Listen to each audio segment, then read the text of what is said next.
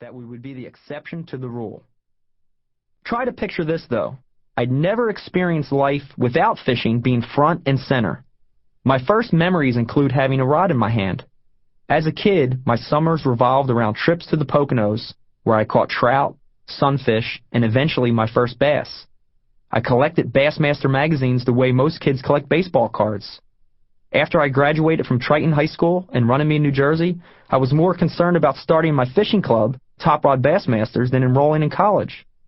When I eventually did earn my degree, I had done it by cramming for tests in between fishing pro-am tournaments. It didn't matter what I was doing or where life had taken me, fishing found its place in the mix. I couldn't imagine it any other way. Plus, I was living the life most fishermen would kill for. My career earnings were well into six figures. I was being sponsored by some of the biggest names in the business: Ranger Boats, Yamaha, Team Daiwa, Stren, Owner, Fitovers Eyewear, Mann's Bait Company, Dick's Sporting Goods. You can count the number of years I've been pro on one hand and still have fingers left over. Yet I'd already won 3 times on the Bass Tour. Some guys fish as a pro for 20 years without winning one. After years of scratching and clawing, I had made it. Yet there I was, ready to work my old job running the fishing department at Dick's Sporting Goods in Mount Laurel, New Jersey, while I completed my post-baccalaureate teaching program at Rowan University. I'd already ordered the paperwork for school. I'd moved on. That seemed like the only answer to my problems. But I still had a grand vision. I didn't want to just crawl away from the sport that I'd loved so much and that had shaped my life. I wanted to go out in style, and there was no better way than by winning the last tournament that I'd ever fish, the 2003 CITGO Bassmaster Classic, down in the Louisiana Delta near New Orleans. The Bassmaster Classic has always been the Super Bowl of bass fishing. No event even comes close, so it was the perfect send-off. This wasn't about nostalgia, though. I was no Ray Bork, who played 21 seasons in the NHL before finally winning a Stanley Cup in 2001 and going out as a champ. Give me a break. Fishing had turned its back on me and robbed me blind, so I wanted to squeeze every last drop I could from it. I was going to grab this title and then tell the entire sport to kiss off.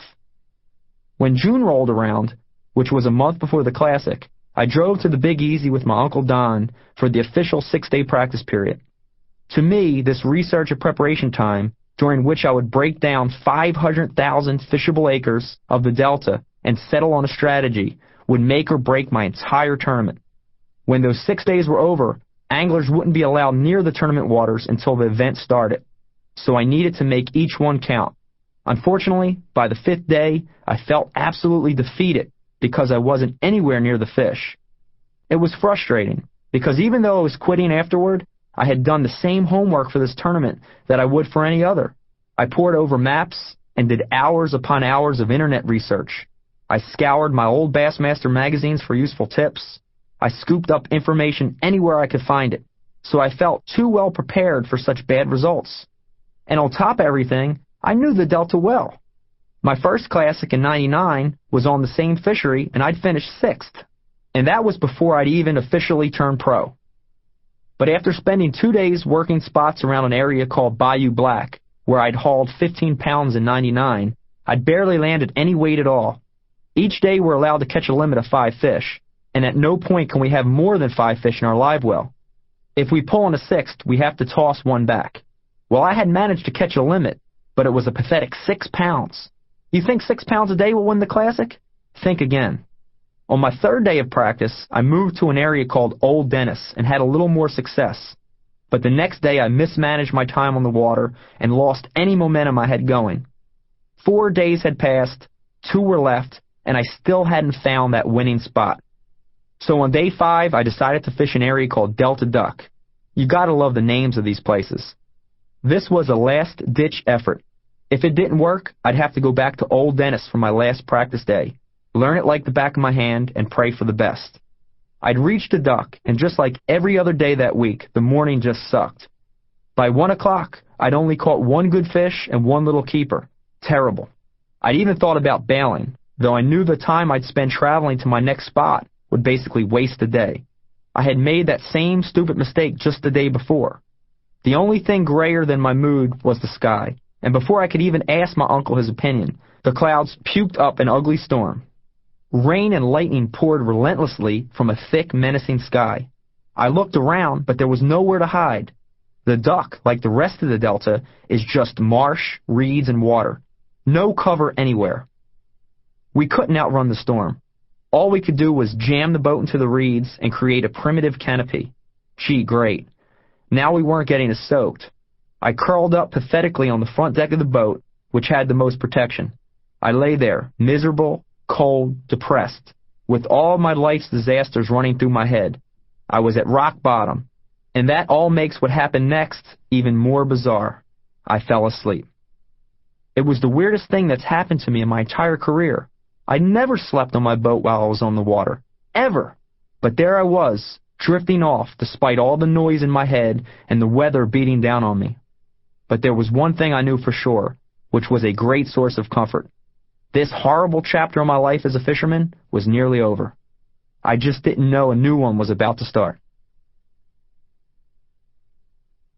Anglers everywhere treat the opening day of trout season like a religious event.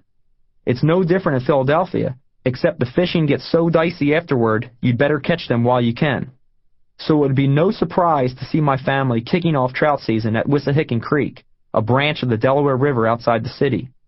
I stood on the bank and dropped a line with a piece of corn on the end into the water. When this little trout chomped down on the kernel, I pulled the fish out. A huge grin crossed my face. I was so excited I probably wet myself. But at least I had an excuse. I was still in diapers.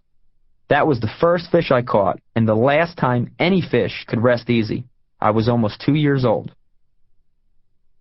I was born on June 17th, 1972. My first memories of home begin at our 3-story row house in South Philadelphia, where I lived with my mom, Roberta, my uncle Don, my grandfather Joseph, who I call Pop, and my grandmom Edith. Even though I was little, I vividly remember that house, especially the tiny backyard. It was only 20 by 18 feet, and nearly concreted over, but Pop and Grandmom still managed to grow a garden back there in the cement, housing an awesome assortment of vegetables, as well as box turtles we used to keep as pets. They were all raised in that row house, but technically my first home was an apartment on Broad Street with my mom, and I'm assuming my dad.